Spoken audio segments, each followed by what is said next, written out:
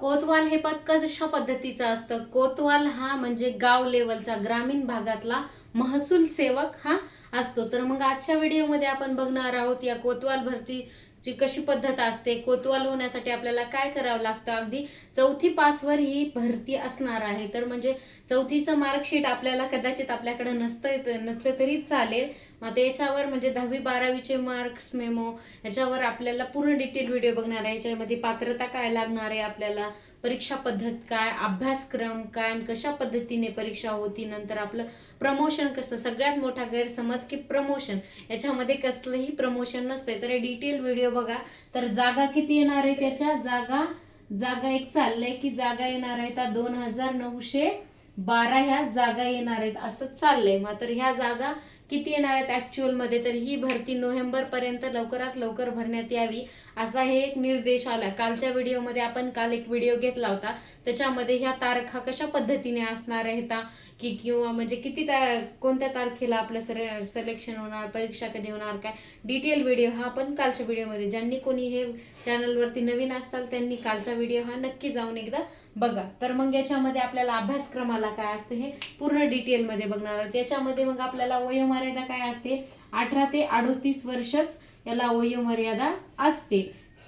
याच्यामध्ये जास्त आरक्षण वगैरे असं काही मानल्या जात नाही, कारण याच्यामध्ये कसं एकदम खालच्या लेवलचं पद, याच्यामध्ये म्हणजे महसूल सेवक असतो तो, म्हणजे ग्रामीण भागाची सगळ्या पद्धतीची माहिती ठेवणारा, ग्रामीण भागामध्ये काय चाललंय, चावडी वगैरे ठिकाणी ग्रामीण भागात काय स्वच्छता असते, किंवा महसूल जर सेवक आला, महसूल अधिकारी जर आला तर त्याला सगळ्या माहिती, कोणाचं घर कुठे काय, असे हे कोतवालची कामे असतात.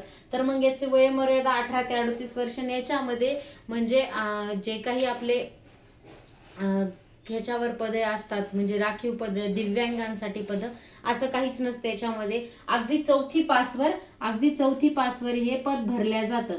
तर 4थी पास झालेला विद्यार्थी असायला हवा, त्याच्याकडे नॉन क्रिमिनल या सगळे डॉक्युमेंट असायला हवे, म्हणजे गाव लेवलचं, गावातलं त्याला जोडलेलं, म्हणजे त्याच्या डॉक्युमेंटमध्ये आधार कार्डच्या मध्ये नाव असले पाहिजे ज्या गावासाठी ते परीक्षा पद्धत, म्हणजे ज्या गावासाठी ते एक्झाम देणार आहे, ज्या गावासाठी त्या जागा आलेल्या आहेत त्या गावासाठीच त्याचं रहिवासी प्रमाणपत्र हे असलं पाहिजे. तर मग याच्यामध्ये अभ्यासक्रमाला काय असतं, अभ्यासक्रमाला सामान्य ज्ञान, अंकगणित श्रेणी, मराठी भाषा आणि जिल्ह्याची माहिती, सर्वात महत्वाचं जिल्ह्याची माहिती. याच्यावर सगळ्यावर 25% असे हे प्रश्न विचारले जातात त्याच्यावर.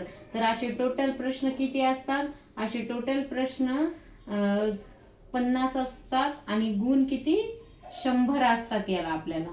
तर अशा पद्धतीचं हे परीक्षा असते. तर ही अगदी म्हणजे लेखी स्वरूपाची परीक्षा असते, लवकरात लवकर याची भरती प्रक्रिया राबवण्यात येते. तर असं हे कोतवाल पद आहे. आणि प्रमोशन, तर याचं कसलंही प्रमोशन होत नाही, कारण याचं प्रमोशन म्हणजे एकदम खालच्या लेवलचं पद आहे हे. त्याची जी प्रोसेस आहे ती एकदम खालची आहे, त्याच्यामुळे याच्यामध्ये प्रमोशन वगैरे होत नाही.